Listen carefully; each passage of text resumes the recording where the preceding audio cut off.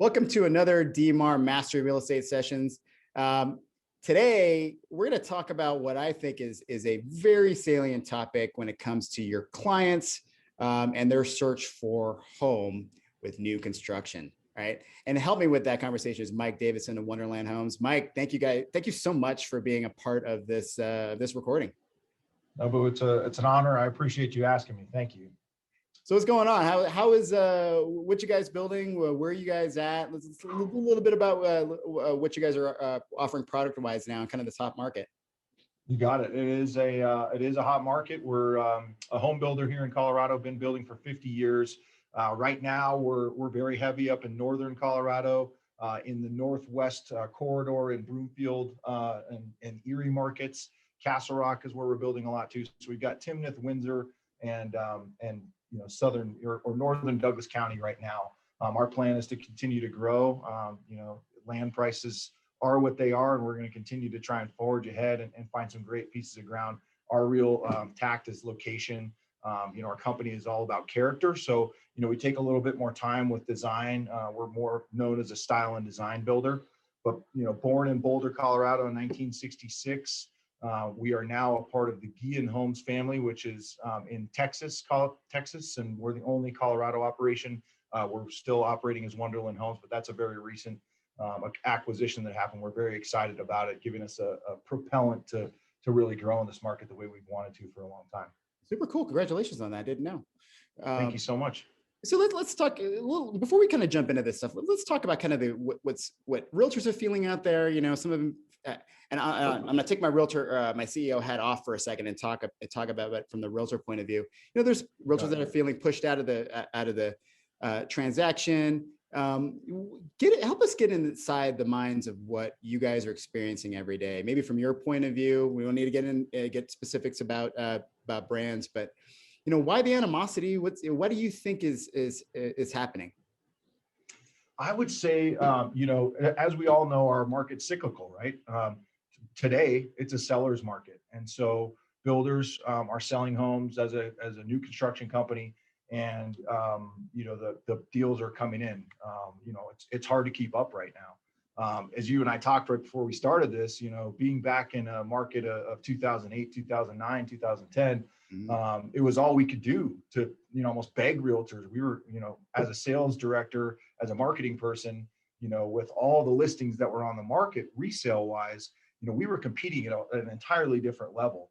With inventory shortages the way they are, I've got, homes that are being built or can be built, and it offers, realtors an opportunity to come in, but more importantly, buyers an opportunity to come in. We've got a model show home.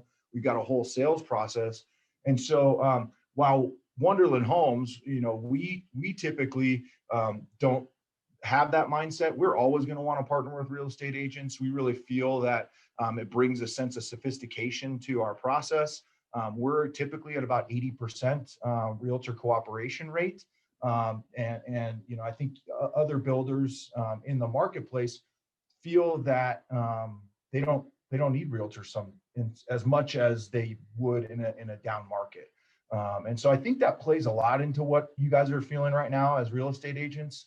And I think that, builders tend to look at a bottom line number when it gets to a frothy market like this, and starting to see, how can we, make more money. And naturally, we're a for-profit company. And so naturally not cooperating on a deal saves us money in the transaction. If you want me to be completely frank, I think it just comes down to dollars and cents, as well as, demand. Yeah, and that's interesting, right? I think, we take it personally. There is a business element to it, which I think we need to be cognizant of. And you mentioned something I think really cool is about that experience being a sophisticated one, which if that is not a message to the people watching this cast right now, I don't know what is, right? Thinking about how we can make that experience better as a collaborative unit, it pays at the end of the day, right? Absolutely. Customer experience for those builders that don't focus on that now in today's economy, and really how we can evolve that to being what today's market looks like as you buy a car or you buy, anything else in a retail environment. having that experience at the front of your mind and having a professional who understands the transaction as a whole, is a whole different elevation of our process. Awesome. And that's a perfect segue into how I want to kind of parse this out. Let's talk about this before the transaction experience with you guys, right? So I don't know about you or the agents that work with you. When I was a realtor dealing with this in a hot market in Minneapolis before I left there, one of the things is bringing that experience and that sophistication into that pre-client conversation before they even think about you or resale, right? The majority of our members turn around and transact. Let's talk about registration. A lot of this, the pain point is that registration point.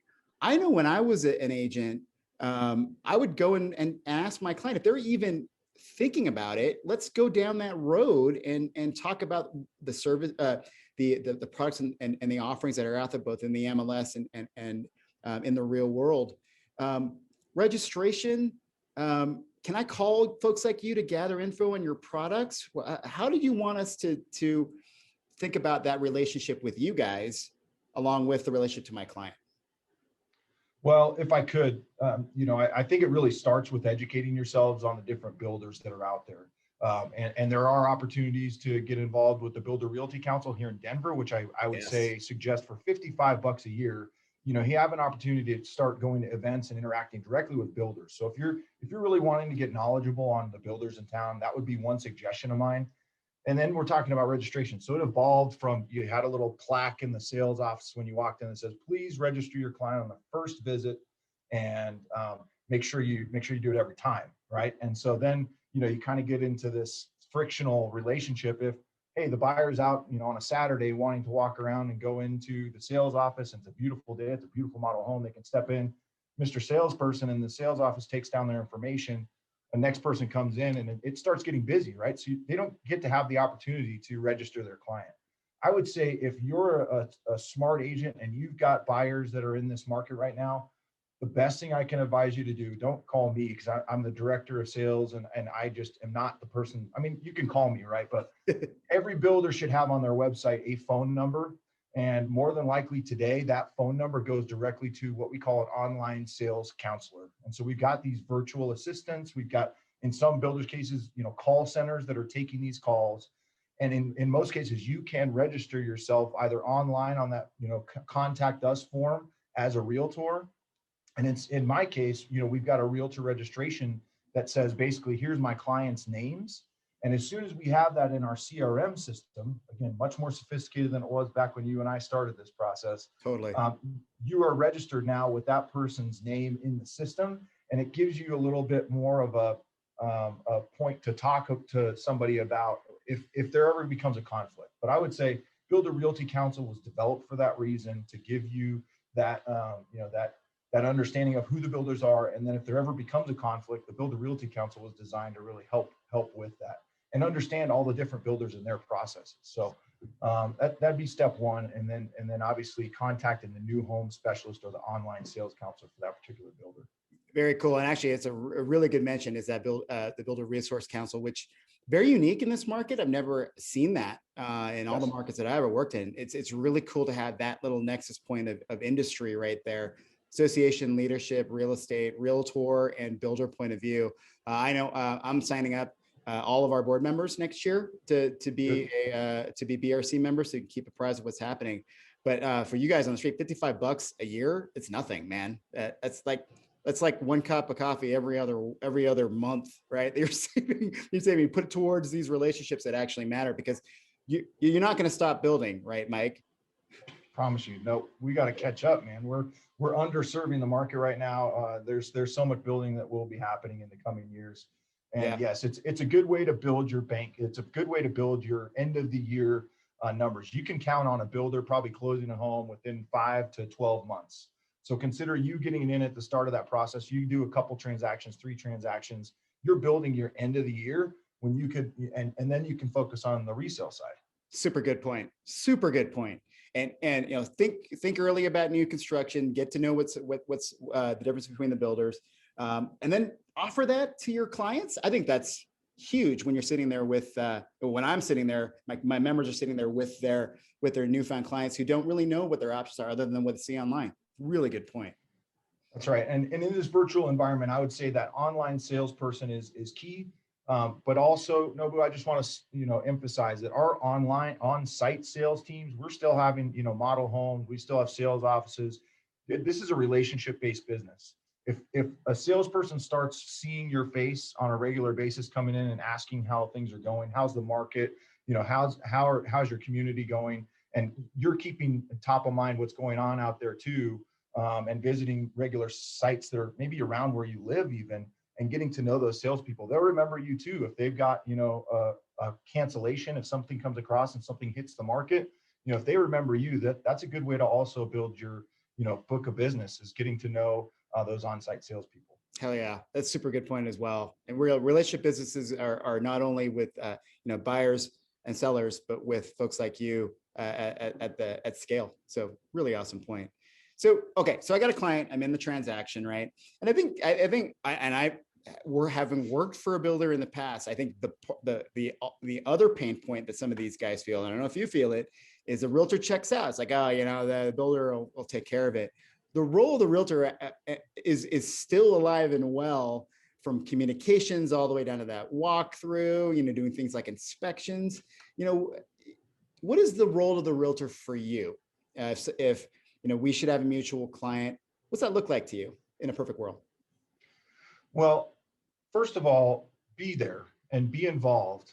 If we're putting your name on a contract, paying you anywhere from, a flat fee to 3% on the full purchase price of this, behind me, a $800,000 home, we expect you to be there and be present and understand the contract. What's really different about this is we, perform on a builder contract. So, there are obviously, weighted toward the builder. You've got earnest money in the deal, but the builder's then putting $200,000, $300,000 in the ground right away as soon as you make the commitment.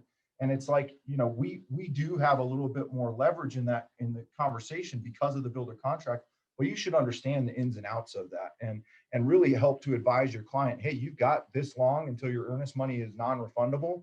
And that's just, the builder does that because of this. So we expect you to be there, be involved, but also be educated on why the builder does the things the way they do, and sitting down and learning those things through CE courses that are geared toward new home construction is a really good thing too.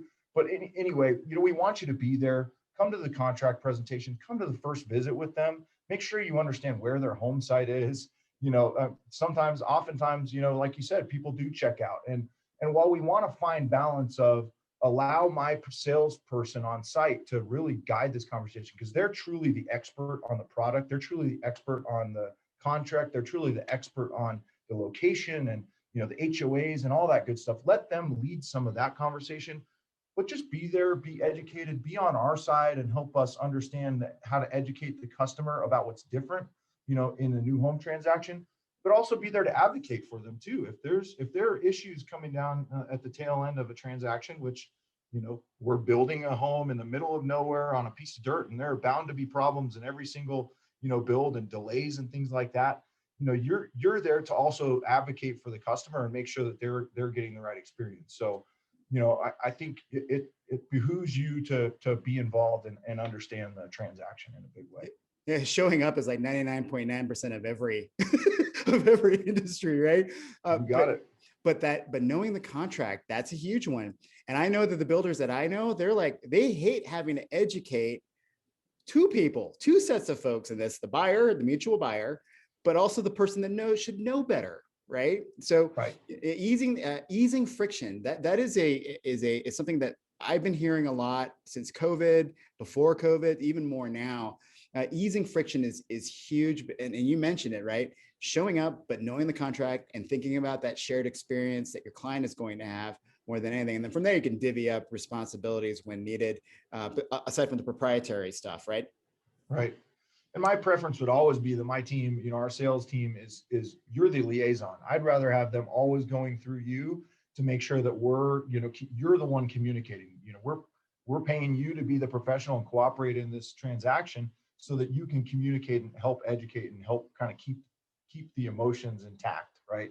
Totally. Especially considering the moment that people put down that dollar amount with you guys, you're digging, right? You're building that product. And I think that is something that, boy, it's hard to fathom if you don't do it every day, but those relationships matter.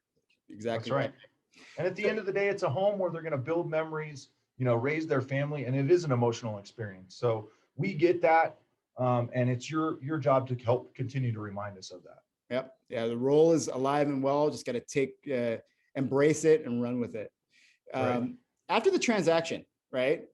I think one of the biggest things that even in the resale end of things that realtors have a big problem with is forgetting about clients.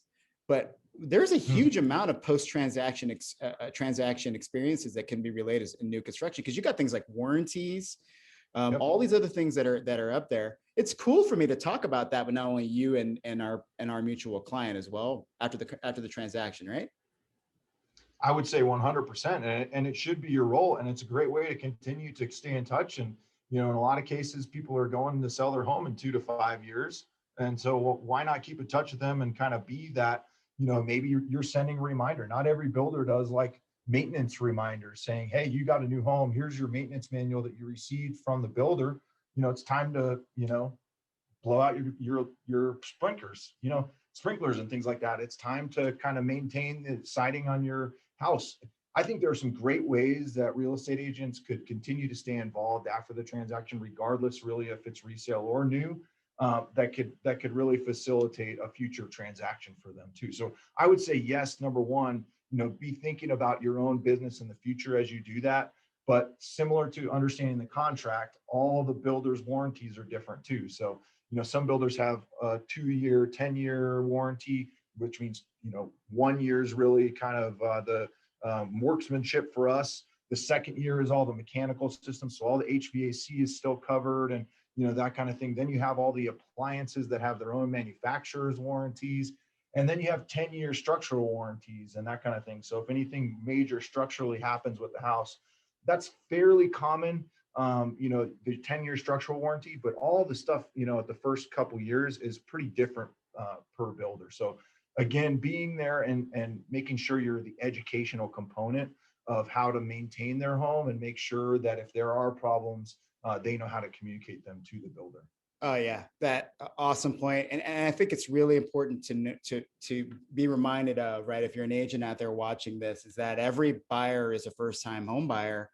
Very few buy new more than once, right? And those points about varying warranty times, that alone is a really good contact point for me to help, hey, spur that, hey, that little, hey, I'm around if you need me, but also, hey, you need some stuff to do for you as well. Reach out to your buyer or reach out to Wonderland Homes about all the things that have bugged you with the build over the last year, and take note of that. I know when I was an agent, my closing gift for new construction was a roll of blue tape.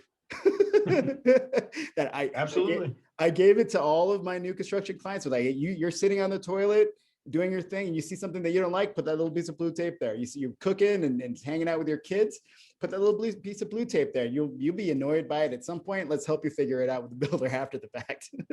That's right. I think there's a strong component of the imperfect process, again, comes into that.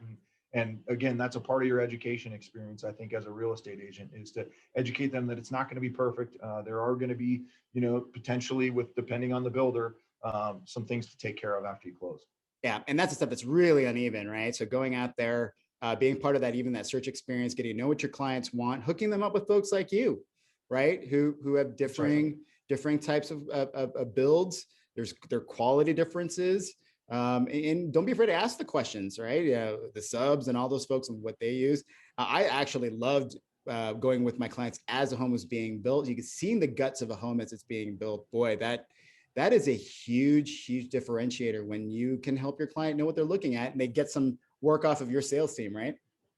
Yeah, I would say, make sure you understand the process. If you're going to build that relationship with that on-site person or that particular builder, make sure you're asking them about what does your process look like, and be looking for things like, are they transparent? Do they have buyer meetings throughout the process? Again, which you should be attending. Do they have those buyer meetings to allow you to, come into the process and look at the home potentially before it's insulated. Look at the home, as it's closing and final touch up. And you have opportunities to come in and do your blue tape process and have a verification that the home is complete and being delivered to you the way you want it to. So be looking for those types of builders. Again, most builders are up to par with that right now. But I would make sure that you're asking about those things and be listening for the transparency pieces of the process. And that really boils down what it actually means to be representative of that buyer when it comes to the relationship with you guys. You couldn't have said it better myself, Mike. I really appreciate that. Hey, so let's end it with this. What are you guys building? Anything cool that we should know about here at DMAR? Man, we have some really cool product down in Castle Rock. It's similar to what you see behind me, more of the high-end single-family homes. I will preview for you that we've got a huge project in Broomfield that's just close to the finish line. It's going to be almost like a mini master plan in Broomfield that's got really a component of townhome product, rooftop, 2-3-story townhome, row home product, 3 different single-family segments, and an attainable housing piece. All in one kind of mini master plan with a little coffee shop, brewery on the corner, right in the heart of Broomfield. There's not a lot of pieces and projects like that. So that's called Dillon Point. Be excited and looking for that. We really try and run the gamut from, first-time home buyer to that second-time luxury move-up buyer. And so Wonderland Homes has always been known for the quality side and Energy Star efficiency. That we have a lot of varying types. Our website obviously is wonderlandhomes.com. We do have an online sales counselor. Her name is Christina. She is the expert, just like any other builder. She should be your liaison. You can call her, schedule showings, schedule appointments. That's really the best way to do it now is to schedule that appointment. So you have dedicated time with our salesperson and your clients, and you can go look at all the homes and see what's available. But we've got a lot of things on the horizon. Honestly, over the next 3 years, Wonderland will grow in a lot of ways. Super cool. And honestly, I appreciate from the nerd affordable home point of view that I have to undertake here. Thank you for the attainable housing part. That is hugely important, as only 1 in 4 Denverites can really buy a home right now immediately in this market. And you helping out with that on the new construction end is I know it's very appreciative from those people's point of view. Thank you. Well, you bet. And I would say that's all Broomfield City Council. There are these city councils and housing advisory committees that are being very smart and understanding that this market just is getting way too expensive for a lot of the people that work here, and we've really got to solve that problem because it's a big one. Yeah, well, I appreciate that. You heard it from the source, DMAR, Mike Davidson, Wonderland Homes. Mike, thank you so much for your time. What's your website for those out there listening? Wonderlandhomes.com. That's the best way to get a hold of us. So thank you so much for the opportunity. It's an honor. If any of you need to get in touch with me, I'll leave my information here with Nobu and feel free to reach out. Awesome. Thanks, Mike. Thank you.